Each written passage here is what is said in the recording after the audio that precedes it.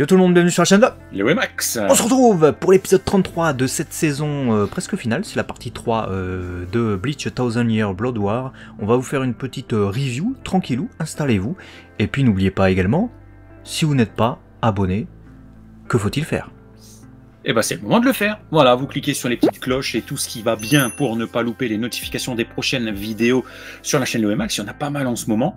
Et deux autres choses non moins importantes. Si vous voulez continuer votre collection de mangas, n'hésitez pas à aller chez notre partenaire Côté Manga, le lien est dans la description. Et deuxième chose, nous serons à la TGS de Toulouse les 30 novembre et 1er décembre. Dans une dizaine de jours, on aura peut-être la possibilité de se voir. En tout cas, on l'espère. De notre côté, ce sera avec grand plaisir. Et on est parti, du coup, pour cet épisode de Bleach qui nous montre les premiers affrontements dans le nouveau royaume de notre cher Yurabara, dont j'ai oublié le nom allemand, Darvelt, je sais pas quoi. Je sais pas la langue que je maîtrise. Vous m'en excuserez. Chacun ayant, du coup, commençant à trouver un rôle. Ouais, la porte du soleil, hein, c'est le titre de l'épisode. La porte du soleil, on la voit, la porte du soleil, j'imagine. Ça doit être cette porte, c'est pas les portails à mon avis des Shinigami, je pense. Malgré tout, on ne nous dit rien là-dessus, ce qui est assez étonnant. Et on a une correspondance assez bizarre hein, pour cet épisode, puisque Atsushi nous dit dans ses notes, et il a bien fait, parce que sans ça, je me serais perdu dans les méandres, parce que vous savez que pour vous faire un peu ce contenu et le comparatif avec le manga, généralement Atsushi me met les notes. On a la correspondance en chapitre que je vais vous donner dans un instant, et ensuite je vais voir ces chapitres correspondants dans le manga, mais pour pas me spoiler, je m'arrête forcément au chapitre, le dernier qui a été mentionné. Mais là apparemment c'est le Capharnaüm, puisque ça correspond, a priori, de ce qu'il nous dit, au chapitre 629, à la 5e page du 630. Ça veut dire qu'il ne faut pas aller plus loin que la 5e page, sinon tu te fais spoiler. Mais pire que ça, il y a des passages qui correspondent au contenu du 635, donc 5 chapitres encore après. Du coup, c'est un peu mis dans le désordre, et a priori, il y a quand même une grosse portion de cet épisode, notamment le combat entre Ishida et Lenji, qui sont des rajouts de l'anime. Ouais, alors ça c'est autre chose étonnante. Du coup, comme on le disait lors de l'affrontement entre Ishida, Ryu et Ichigo, ce sont des rajouts, donc très certainement supervisés et choisis par Tite Kubo, qui a décidé, du coup, dans ces deux versions animées, et donc dans la version animée nouvellement adaptée, que Ryu Ishida devait prendre un rôle peut-être beaucoup plus consistant en termes d'opposants, on va dire ça comme ça, parce que dans le manga ça n'existe pas, les deux versions n'existent pas. Il affronte il trouve pas Ichigo et il trouve pas Lenji, donc c'est que Kubo il s'est dit moi je veux que Ryu trouve des gens avec son voice standing. Oui, et que ça paraisse plus crédible, que sa trahison paraisse plus crédible. J'imagine que à l'époque de la publication, c'est ma supposition, mais vu le nombre de critiques que je vois par rapport à la fin de Bleach, hein, évidemment je rentre pas dans le comment dire, dans le contenu, mais tout du moins dans le je vois des avis qui sont assez négatifs par rapport à la fin de Bleach. La fin de Bleach aussi cela, la fin de Bleach aussi cela, même sans la connaître, c'est quelque chose qui est notoire. Je me dis que peut-être ça en fait partie, et peut-être que c'est un des changements, un des axes de réorientation qu'il a voulu faire avec cette adaptation animée. Peut-être que la trahison supposée de Ryu, à laquelle on ne croit pas évidemment, était trop obvious, enfin le fait qu'il ne trahit pas en l'occurrence, et du coup il a voulu corriger ça avec l'animé, en donnant deux combats qui sont, bon, qui montrent en plus de ça, j'ai envie de dire, ses capacités, tu vois. Ouais. Mais en tant que tel, quelque part c'est bien parce que je vais pouvoir revenir très rapidement. Quand je vous avais dit qu'on j'y crois pas et que du coup ça m'avait empêché de rentrer dedans lors de l'affrontement contre Ichigo, c'est pas le fait que Kubo veuille justement crédibiliser un peu plus cette opposition que je décriais, parce que ça je trouve bien, parce qu'effectivement quand tu es dans cette position de pseudo-traître, ou traître tout court, hein, pseudo dans le sens où moi comment je le vois, mais c'est bien d'apporter de la conscience. Effectivement, il faut qu'on y croit un minimum, même si j'ai énormément de mal en fait vu tout le passif de Bleach à y croire. Avec cet épisode-là, on a du coup un deuxième versant, une deuxième proposition, et je t'avoue que j'ai beaucoup plus apprécié parce que finalement, toute la consistance que tu veux essayer de donner à ce Ishida Ryu et le doute que tu essayes d'immiscer dans l'esprit de quelqu'un qui, comme moi, et comme toi, finalement, tu viens de le dire il y a quelques instants, n'y croit pas vraiment, ben, je trouve que ça sert quand même bien le propos, tu vois. Ça sert quand même un... Moi, je pense que, malgré tous ces efforts, et il est peut-être beaucoup trop tôt pour en parler, parce que je pense que ça sera un constat qu'on se fera quand on aura la révélation que ah non, il les a pas trahis. Et ça se trouve, on se trompe complètement, hein, mais ouais, je suis quand même à 99,9% sûr que c'est pas un traître. Ce serait bizarre. Mais admettons qu'on parte dans le scénario qui suive nos ressentis pour le moment. Ryu n'est pas un traître, oh là là, quelle surprise!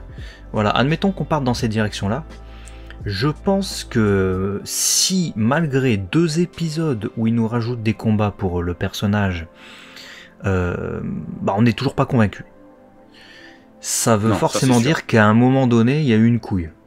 À un moment donné, il y a eu une couille dans l'orientation pour nous faire croire que c'est un traître, ou c'était pas suffisant. Là où, dans Naruto, pour prendre un autre manga de la même époque, un autre manga non seulement contemporain, mais en plus de ça, qui a eu un personnage doublé par le même seiyuu en plus de ça, qui a eu son moment de traîtrise, et là pour le coup on y a cru. Là pour le coup tout a été fait pour qu'il parte du côté sombre, l'endoctrinement même auprès d'Orochimaru, la vengeance avec son frère, le côté sombre de sa tribu, mais également le fait de ne pouvoir déclencher un pouvoir qu'en s'en prenant du coup véritablement à son meilleur ami. Donc il y avait vraiment une vraie justification à cette montée en noirceur du personnage. Là où chez Ryu, il n'y a pas de justification. Il y a juste, tu nous ramènes le Quincy, en fait le roi des Quincy. Il va lui prêter allégeance, non. Ouais, puis pour mettre de l'eau à ton moulin avec Naruto, sa trahison et son côté un peu 50-50 arrivent assez tôt dans l'œuvre, tu vois. Ouais. Ça arrive pas là, arc final, tu vois. Donc t'as le temps de te préparer, tu connais pas encore suffisamment Sasuke et son passé. Tu ne peux qu'y croire dans tout ce cheminement que tu expliquais. Là, Ishida Ryu, je suis désolé, mais depuis de tous les arcs, c'est le meilleur copain entre guillemets, parce que bon, au début il y a une rivalité Shinigami Quincy, mais elle est vite mise de côté au profit d'une amitié, ils se battent ensemble partout. Et là, parce que il a lu un bouquin et parce qu'il y a le roi qui arrive des Quincy, ça y est, il déteste les Shinigami, il veut tous les trouver, et puis il est l'ennemi de tous. Donc en fait, le gars, il a aucune attache. Il est, c'est limite un psychopathe, le gars. C'est-à-dire tous ses sentiments, il y a plus rien. Le gars, il est froideur absolue. Il y a un truc qui fonctionne pas suffisamment. Ce qui n'a aucun sens, coup, nous fait nous dire à nous tous les fans de Bleach, bah non, on n'y croit pas, c'est pas possible. On connaît Ishida Ryu depuis le début. Ça peut pas être ça, il peut cacher quelque chose. Et c'est sûrement ça. Mais justement, et c'est justement ce point-là que je veux souligner quand j'expliquais au tout début du coup de cette review que je trouve que ça peut aider le propos, pas à y croire totalement, mais à t'aider à te dire mais qu'est-ce qu'il a en tête pour être dans un affrontement frontal à ce point-là envers Ichigo, envers Lenji, leur faire mal un minimum, répéter cette fameuse phrase tu ne pourras pas vaincre le roi. Tu te dis, il a un truc en tête. Elle est importante cette phrase, hein, je l'ai déjà souligné. C'est la même qui dit à Ichigo et c'est la même qui redit à Lenji. Il dit pas je viens pour tuer tous les Shinigami, il dit pas ça, il dit les Shinigami sont mes ennemis, mais tu ne pourras pas tuer le roi. Donc en gros, la seule raison de son opposition, c'est tu ne pourras pas tuer le roi. Ça veut dire quelque chose. Ça veut dire qu'évidemment, il juge que pour l'instant ils sont pas de taille et peut-être que les écarter, les préserver ou leur donner des indices, c'est peut-être la meilleure chose à faire pour pouvoir leur permettre de vaincre. Ouais, c'est les protéger en fait, peut-être. Plutôt qu'on croit qu'il est l'ennemi, mais en fait, en les mettant à mal au bord de la survie, puisque bon, voilà, on sait qu'il y a des soins, etc.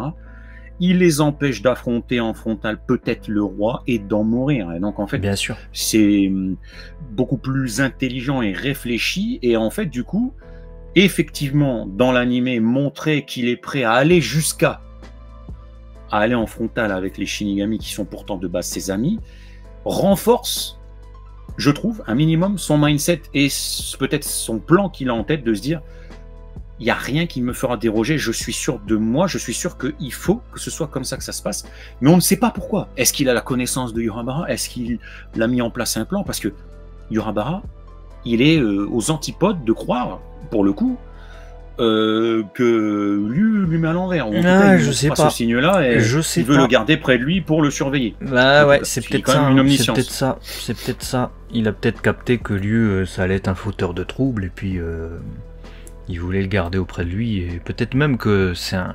Tu sais, Yurabara, il est spécial quand même.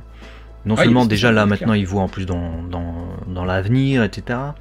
Mais je me dis, il peut avoir décelé l'amitié, enfin il la connaît de toute façon, entre Elu et Ichigo, et vouloir s'en servir à son avantage en, comment dire ça, se servant de Liu et déjouant son piège, sachant que Liu va vouloir infiltrer les Quincy pour pouvoir mettre à mal Yurabara et permettre à Ichigo de l'emporter. Il peut permettre ça, volontairement, pour lui, se servir de Liu et le faire souffrir ou le tuer de manière horrible devant Ichigo, tu vois, pour... on sait pas, il est matraqué ce gars. Donc je fais pas confiance à Yurabara, je fais pas confiance à Ishida non plus sur ce côté-là, mais je fais vraiment pas confiance à Yurabara non plus. Donc ce côté-là était intéressant dans l'épisode. D'autres trucs qui sont intéressants, c'est qu'on voit vraiment tout le monde dans l'épisode, du moins à peu près. On voit que les trois Quincy qui ont survécu font bande à part et partent dans l'ombre. Donc ils vont essayer d'atteindre Yurabara, mais également Ashvalt. Il y a l'air d'avoir un grief entre Basby et Ashvalt. Ou alors, c'est parce que Ashvalt c'était aussi le numéro 1, tu sais, il les prenait peut-être de haut aussi. On verra. C'est possible, hein, parce qu'il est un peu insupportable, le gars. Ouais, de toute façon, là, les restants, c'est des rebelles. Hein, c'est pas des gens qui aiment se soumettre. Et on voit aussi Grimmjow qui, bon, on se dit, il veut faire bande à part, mais il reste avec Ichigo et son groupe.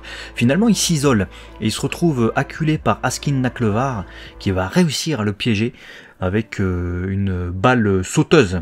On va appeler ça comme ça, sa fameuse boule de, non pas de geisha, mais de poison, et Grimmjow tombe à terre, paralysé, il ne peut plus agir. Qu'est-ce que t'as pensé de l'action de Grimmjow? Outre la très belle animation de la poursuite dans les couloirs, hein, ça c'était pas mal.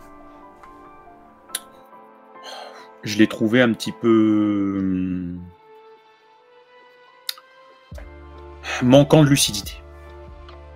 On parle quand même de Grimmjow, on parle quand même d'un gars qui est pas non plus, tu vois, né de la dernière pluie. Je l'ai trouvé un peu présomptueux de se dire ouais, je vais me prendre la balle de la garde royale de Yurabara. La gift ball. J'ai retrouvé le nom. Et voilà. C'est rien, ça va rien me faire. Bon, ok, on sait que c'est une tête brûlée, mais t'as envie de dire méfie-toi quand même s'il a l'air d'un fuyard et qu'il a une drôle de tête à skin. Hey, c'est quand même la garde royale de Yurabara. Donc, c'est ça. Ils viennent d'allumer la division 0, je vous rappelle quand même, donc méfie-toi un minimum. T'es gentil, Grimmjow, tu te transformes en bête sauvage et tout. En plus, je l'aime bien le personnage, mais réfléchis juste 2 minutes. Dis-toi, il vaut mieux pas que je tombe dans un de leurs pièges parce que s'ils en sont là, c'est qu'ils sont plus puissants peut-être que ce qu'ils en ont. Bon, voilà. J'ai trouvé ça assez facile pour faire venir arriver Ichigo en mode ouais, c'est bon, je suis venu. Je suis venu te sauver et tout, Grimmjow, parce que t'es mon ami en fait. Bon. Ouais, c'est son ami, non, ouais, il répète qu'il veut le tuer à chaque fois, mais. Bon, Ichigo arrive à la fin de l'épisode, hein, du coup. Hein. J'espère que vous avez vu au moins la fin de l'épisode. Bon, du coup, le groupe se sépare, hein, puisqu'il dit on se sépare pour aller chercher Grimmjow, donc c'est un boulet, en fait, Grimmjow, finalement. C'est ça que ça veut dire, hein. Moi j'ai pas détesté le fait que Grimmjow parte affronter Askin seul. Parce que je pense que oui, il est assez téméraire et tête brûlée pour. Et puis il a assez de fierté pour pouvoir se dire vas-y, let's go, qu'est-ce qu'ils vont faire, tu vois. Maintenant, le fait que tout le monde doive se séparer pour aller sauver les fesses de Grimmjow, tu vois, bizarre. D'autant plus que Askin il balance comme ça pendant qu'ils sont en train de taper leur pointe dans les couloirs et Grimmjow il fait ouais bah moi en fait si possible je préférerais vous tuer par derrière quoi discrètement. Donc tu vois un peu tout le côté retors du personnage. Comment Grimmjow il a pu tomber dans un piège pareil? C'était facile. Le piège plus le fait que tout le monde se sépare et ça va être forcément Ichigo et Grimmjow versus Askin, ça c'était légèrement facile quand même. Ouais, j'aurais peut-être préféré que... Alors, je préférais ou pas, je sais pas, mais peut-être que ce soit Néliel qui agisse, tu vois, et qui pour rebondir sur le petit pic qui se sont fait en mode ouais, je suis meilleur que toi, maintenant qu'il n'y a plus Aizen, machin, non, c'est moi et tout. Bon, bah là, il fait une connerie un petit peu, tu vois, par prétention, naïveté. Et puis, elle le sauve in extremis, ou je sais pas, où elle fait un truc et elle lui dit bah alors, ça fait ça tête brûlée, mais tu vois, un truc où. Et puis finalement, c'est l'affrontement des deux Espada, tu vois, contre un des Quincy. Parce que bon, je pense que là, sur le moment, Ichigo, il est censé aller en frontal voir le roi, donc bon, écoute, du tout, c'est une autre proposition, oui, mais j'ai un peu. Je pense que c'est pour étirer un peu, et puis il y aura d'autres combats, on le voit de toute façon, le groupe de Kyoraku arrive également, donc lui il lead tous les Shinigami, de l'autre côté, bah, t'as les divers groupes, t'as le groupe d'Ichigo avec Grimmjow, je l'ai dit tout à l'heure, il y a aussi Mayuri qui est là, qui a utilisé le portail à son avantage, comme ça il peut débarquer tranquillement avec Nemu, je vais en reparler dans un instant. Il pense du coup pouvoir mener à bien ses expériences, il se dit si je suis tout seul, les autres Shinigami ne seront pas dans mes pattes, je pourrais faire ce que je veux, mener des expériences tranquillement, sauf que Zaraki l'a suivi, et alors là, gros clin d'œil à tous les fans de Dragon Ball Super, Zaraki était au chiottes, et c'est comme ça qu'il a pu débarquer, en même temps que Mayuri, on le voit, au moins il se lave les mains, tu vois, ça change de certaines personnes, et sa division l'a suivi, donc on a la division 11 qui est également avec Zaraki. Ce que j'ai noté évidemment, outre les embrouilles entre les deux personnages qui vont être marrantes, et le fait qu'on ait couplé des personnages qu'on voit pas souvent ensemble, ça me plaît plutôt également. La présence de Kurochuchi Nemu, j'en ai parlé déjà dans la dernière review, qu'on voyait combattre dans l'opening. Déjà depuis 2 openings je crois. Donc il va y avoir des combats comme ça individuels, et ça m'intéresse. Parce que Renji, je le connais bien, Renji je l'ai vu combattre plein de fois, voir Renji versus Ishida, bah, j'ai trouvé que c'était cool, c'était sympa, ça change de Renji versus Ichigo, et puis pour le coup ça donne une vraie justification, comme tu le disais tout à l'heure, de voir Ishida s'opposer à quelqu'un qu'il connaît bien. Maintenant, voir des personnages qu'on a moins vu combattre, comme Nemu, et ben moi ça me plaît, parce que ça va un peu utiliser des personnages finalement plus secondaires de Bleach dans cet arc, alors que je trouve qu'on a quand même un nombre d'ennemis extrêmement réduit. Parce qu'on voit Valkyrie, là, il veut prendre tous les Shinigami tout seul, mais il se perd comme un con, à un moment donné. Il gueule comme ça, ouais, ils sont des Shinigami. C'est lui qui va nulle part, il connaît même pas son décor, le gars. Donc, ouais, je sais pas encore, il n'y a pas encore de réponse par rapport à ça. Est-ce qu'ils vont faire du 10 contre 1 ou des trucs comme ça? Ouais, on verra comment ça va avancer, parce qu'il y en a déjà qui commencent à se faire poutrer.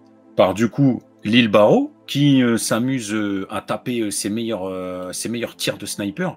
Je l'ai trouvé, tu vois, alors, comme un rôle de sniper, tu vois, caché, mais dangereux de ouf. Tu t'envoies un, Shisagi, bam, bam, il allume tout le monde, ça perce violemment et tout. Je me suis dit, ah ouais, putain, ça y va direct. Mais il est efficace. Ils sont pas... En plus, il a trouvé, alors je sais plus l'assistant, c'était l'assistant de un des subalternes de Kitake, il y a Isane qui tombe aussi, t'as, comment il s'appelle, Omaeda qui tombe aussi, et ils ont l'air morts en fait. Quand t'as un trou normalement à ce niveau-là, t'es mort, hein, en vrai. Il n'y a pas de ah je saigne un peu, c'est bon, on va me guérir, non. Normalement t'es mort. Et c'est des personnages quand même qu'on connaît depuis extrêmement longtemps dans Bleach, qu'on aime plutôt bien, des personnages positifs, des personnages qui ont été marrants aussi, à certains moments. Je les vois mal mourir là maintenant. Surtout comme ça en fait. Après il y en a d'autres qui sont morts par le passé, hein, des personnages importants, mais là ouais, bizarre. Donc est-ce que Kubo va vraiment se débarrasser de ces personnages de cette manière? En tout cas, extrêmement redoutable Lil Bao sur cette technique de sniper. Je trouve qu'en combat rapproché, bon forcément il pue un peu la merde, mais de ce qu'on a vu, hein, attention on s'entend. Mais là, dès qu'il sort véritablement sa technique de sniper et qu'il agit véritablement comme tel, bah les Shinigami sont en panique. Ils fuient comme des petits insectes qui sont poursuivis par, je sais pas moi, un verre d'eau. Ouais, il y a guère que Renji, hein, qui a réussi à esquiver l'attaque de à chaussette. De Ishida. À un moment donné, il renvoie une flèche avec sa chaussette. C'était incroyable, c'est le plus grand moment de l'épisode. Non, je rigole évidemment. Le fait qu'il sorte son Bankai, qu'on a vu nouvellement remodelé, So Zabimaru, c'était intéressant. Maintenant, le fait qu'il se fasse trouer en pleine poitrine par Ishida qui survivent et que finalement à l'issue de ça Ishida est quand même déclaré vainqueur, tu te dis le pauvre Lenji il a subi un entraînement avec Ichibe qui est pas n'importe qui pour dédoubler carrément son Bankai et réussir à en mettre là où tu crois qu'il n'y en a plus. Je me dis on a peut-être vu le maximum de Lenji en fait. Tu vois alors j'espère pas, hein. parce que j'ai bien aimé son combat, tu vas le voir comme ça, ce level là, etc. Je vais pas te mentir, j'ai kiffé, c'était très shonen, l'affrontement il était top, tu vois. Donc, mais comme il y a une limite quand même, on dit tu vu ton niveau actuel, 20 secondes et tout. Et il le sort bon, c'est-à-dire qu'il il le sort. Donc peut-être qu'il peut encore aller au-dessus, je sais pas, va savoir, mais ouais, non, franchement, de manière générale, il était bien cet épisode. Vu tout ce qui s'y passe, tu t'ennuies pas, quoi. Ouais. Par contre, je viens de penser à un truc. On est d'accord qu'il sort une technique Ishida, le Feather Zwinger, il appelle ça comme ça, je crois, où il prélève le Leishi de Lenji. Mais est-ce qu'il peut pas lui rendre? Ouais. Parce qu'il prélève le Leishi, il peut absorber le Leishi. C'est comme ça aussi, on voit avec son sang bleu là, qui peut aussi survivre aux attaques, etc. Est-ce que toutes ces techniques qui lui permettent de prélever le Leishi, il va pas les utiliser justement pour redonner du Leishi à ses compagnons qui en ont besoin à un moment donné? Si ça peut se faire, hein, parce que c'est pas des Quincy non plus, à part Ichigo, évidemment. Donc je me demande. Tu vois? Tu sais, tout à l'heure, j'allais rajouter un truc, mais on est passé sur un autre sujet, mais j'allais justement dire que Ishida peut aussi, dans son plan, servir de Genki-dama géant. C'est ça. Parce que là, en fait, il réunit tout le... Puis Ichigo, on l'a pas encore vu, je crois, faire cette réunion un peu de Leishi et tout ça, de particules et tout ça, même s'il pourrait évidemment s'éveiller à ça, j'imagine. Si on nous dit que c'est un Quincy, bah, je vois pas pourquoi à un moment donné il pourrait pas. Ishida peut servir à ça.